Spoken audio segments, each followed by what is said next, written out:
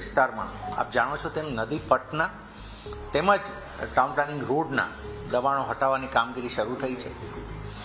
અમે આખું કેમ કે 1400+ ઓલમોસ્ટ 1500 હાઉસીસ આર કવર્ડ, એટલે આટલું જ્યારે મોટું છે ત્યારે રાજકોટ મહાનગરપાલિકાની તમામ સિનિયર ઓફિસરની ટીમ અને લગભગ 700થી 800 મેન પાવર અમારું આ કામમાં ડિપ્લોય થયું છે. હવે એની સાથે પોલીસ ફોર્સ પણ એડિક્વેટ નંબરમાં આજે ડિપ્લોય થઈ છે.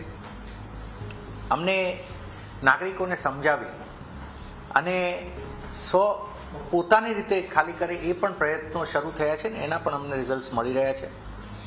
અમે આજના દિવસથી તો અમે ટ્રેક્ટર્સ વગેરે સુવિધા પણ વિસ્તારમાં આપી રહ્યા છીએ કે જેથી અમારા સાધનો પણ જો યુઝ કરીને જેટલું ખાલી વહેલા થઈ શકે એ થઈ શકે, અને અમે એ પણ રાખ્યું છે.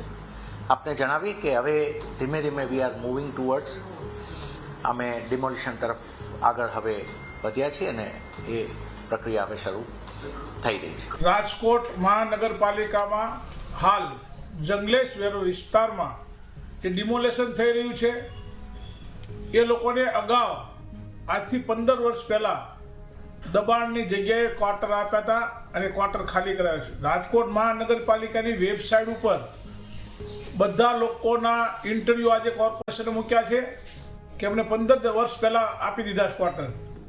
તમને 15 વર્ષ પહેલાં જો કોર્પોરેશને ક્વાર્ટર આપી દીધા હોય તો મહાનગરપાલિકામાં કોની ઈશારે અને કોના કહેવાથી આ દબાણ ફરીવાર ત્યાં થયા છે. રાજકોટ ભાજપના અમુક એકાદા બે કોર્પોરેટરની પણ અંદર ઓડિયો બનેલી છે અને જે ભાડે આપેલી છે. આ લોકો જે રહેતા હતા એ લોકો ભાડાના મકાનમાં મોટા ભાગના અત્યારે રહે છે. જૂના લોકો જે ક્વાર્ટર મળી ગયા છે એ લોકો ત્યાં જતા રહ્યા છે અને પોતાની જગ્યાઓ છોડીને ગયા હતા. તો જે જગ્યાઓ છોડી હતી ત્યાં કોર્પોરેશને ફરી દબાણ કેમ થવા દીધું?